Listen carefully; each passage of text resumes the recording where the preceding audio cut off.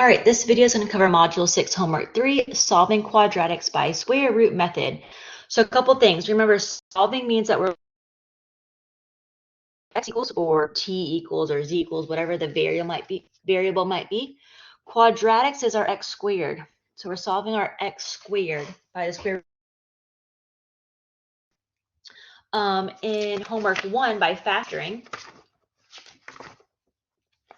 So Module 6 Homework 1 was solving equations by factoring. So now we're going to solve using the square root method. So it's really important to make sure that you read the directions and all that good stuff to see how to solve these things.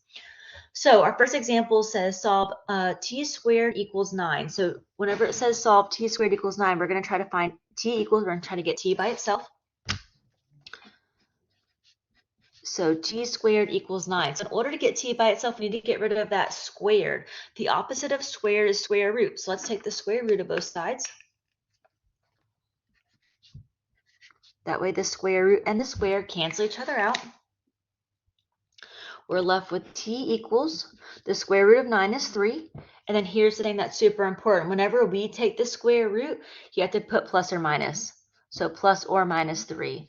So t could be positive 3 or t could be negative 3. In the homework, it wants you to write it out twice. So positive 3, negative 3. So the reason why it's positive 3 and negative 3, we don't have to check these, but just to kind of show you, is if we had positive 3 squared, that would give us positive 9. That works. And if we had negative 3 squared, negative 3 times negative 3 is also positive 9. So both of these would give us positive 9. So as a little note, that's super important over here.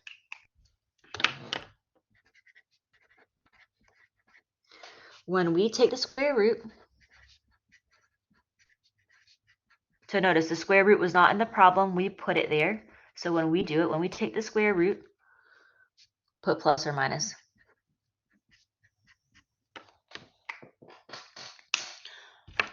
When we take the square root, put plus or minus.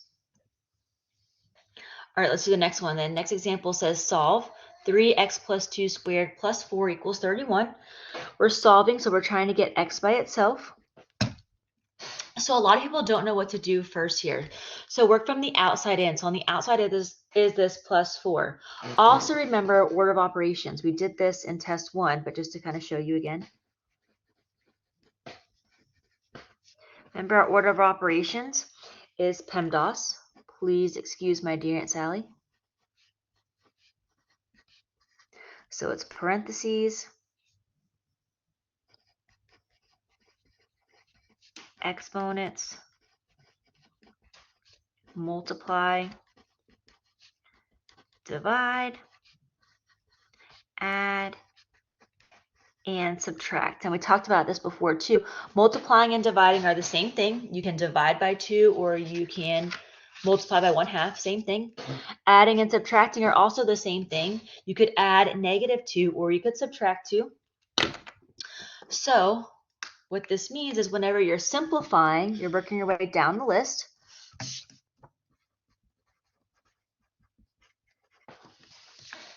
But whenever you're solving, you're working your way backwards. So solving is working backwards. So first we're going to get rid of any adding and subtracting. So that's why we get rid of that plus 4 first. So let's go for it. So getting rid of that plus 4 first. Let's subtract 4 from both sides. 4 minus 4 cancels out. We are left over with 3 times x plus 2 squared equals 31 minus 4. 31 minus 4, which is 27. So next, let's get rid of our multiplying and dividing. It's 3 times x plus 2 squared. So let's get rid of that 3. Let's divide both sides by 3. 3 divided by 3 cancels out. We're left over with x plus 2 squared equals 27 divided by 3, which is 9. Next, we want to get rid of our exponents. So next, I want to get rid of that 2. So the opposite of square is square root. Let's take the square root of both sides. The square root and the square cancel each other out. We're left over with x plus 2 equals the square root of 9, which is 3. Remember, we took the square root, so don't forget plus or minus. So plus or minus 3.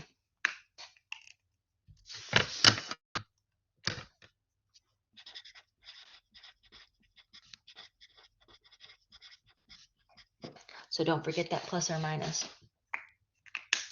So really, we have x plus 2 equals positive 3 and x plus 2 equals negative 3. So let's go ahead and split those up into two separate equations. We're going to solve them separately. So x plus 2 equals positive 3, x plus 2 equals negative 3. Getting x by itself, let's go ahead and subtract 2 from both sides. That way those cancel. We're left with x equals 3 minus 2, which is positive 1 as one answer. And then x plus 2 equals negative 3, so we can subtract 2 from both sides. Those cancel.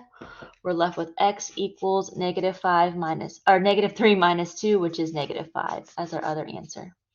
So our two answers are 1 and negative 5. So in our homework, it would be 1, comma, negative 5.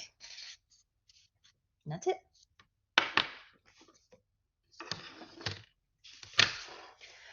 All right, two more examples on the next page. Or sorry, 3 examples. I added this one. So find all real solutions to the equation y plus 9 over 2 squared equals 7 over 4. All right, so on the outside we have this squared. So let's get rid of that square. Let's take the square root of both sides. That way the square root and the square cancel each other out. We are left with y plus 9 over 2 equals, it's the square root, so don't forget plus or minus. So plus or minus 7 over 4, which while we're here, plus or minus 7 over 4 would give us plus or minus square root of 7 divided by the square root of 4, which would give us plus or minus the square root of 7 divided by the square root of 4, which is 2. So y plus 9 over 2 equals plus or minus square root of 7 divided by 2. So now I want to split this up into the positive version and the negative version. So over here, y plus 9 over 2 equals positive square root of 7 over 2. And then y plus 9 over 2 equals negative square root of 7 over 2. So getting y by itself, let's subtract 9 over 2 from both sides. That way those cancel. So we're left with y equals square root of 7 over 2 minus 9 over 2, which they're both over 2, so I can write it as one big fraction all over 2, so square root of 7 minus 9. But we usually write that square root last, so let's do negative 9, and then our 7's positive, so negative 9 plus the square root of 7 over 2. So ugly. These are not like terms, so I can't combine it, but it's okay. Just leave it just like that. Same thing over here. So y plus 9 over 2 equals negative square root of 7 over 2. Let's subtract 9 over 2 from both sides. That way those cancel. We are left over with y equals negative square root of 7 over 2 minus 9 over 2. They have common denominator, so let's write it as one big fraction all over 2. So negative square root of 7 minus 9. And then just like we did before, let's put that 9 up front. This time the 9's negative, so negative 9. And then the square root is also negative. So negative 9 minus the square root of 7 all over 2 is our other answer. So those would be our two answers. All right, let's do the next one. So solve the equation 3m squared minus 24 equals 51. And we're going to solve it for m. We're going to try to get m by itself. On the outside is this minus 24. So let's go ahead and add 24 to both sides. That way those cancel. We are left over with 3m squared equals 51 plus 24. And we get 75. It's 3 times m squared, so let's get rid of that 3 next. Let's divide both sides by 3. That way those cancel. 75 divided by 3 would give us 25. So m squared equals 25. Getting rid of that square now. Let's take the square root of both sides. The square root and the square cancel each other out. We're left over with m equals. We took the square root, so don't forget plus or minus. The square root of 25 is 5. So our answer would be positive 5, comma, negative 5. Done. So I'm going to write a little note. Don't forget plus or minus.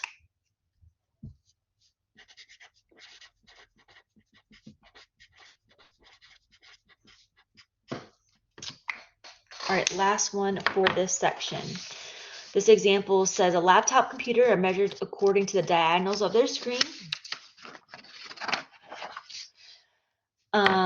A 17-inch laptop has a screen that's 7 inches tall, so 7 inches tall. 17 inches is our diagonal. How wide is the screen? So, a couple different things here. I can just draw, see this little triangle right here? This triangle. So just drawing that out over here. Notice it is a right triangle. So 7 inches is our height. 17 inches is our diagonal. Remember, this is called your hypotenuse. And it's asking you how wide is this screen. So we're trying to find the width right here, which would be called our x. So we can use what's called Pythagorean's theorem, and maybe you've seen this before. If not, here it is.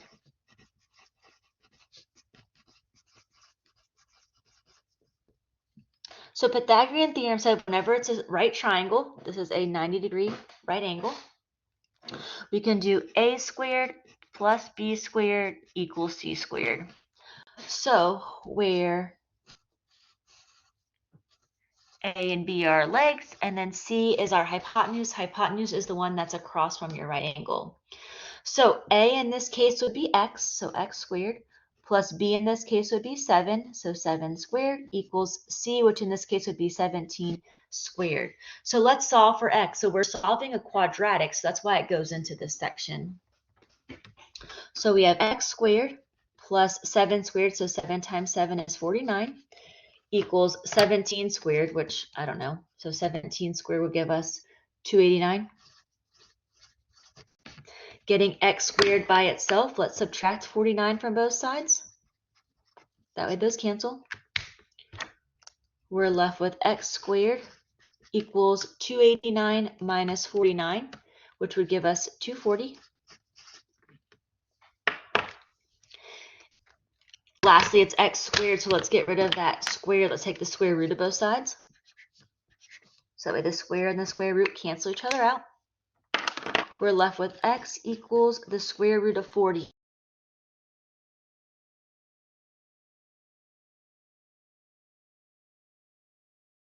Square root, remember, is right here above your x squared button.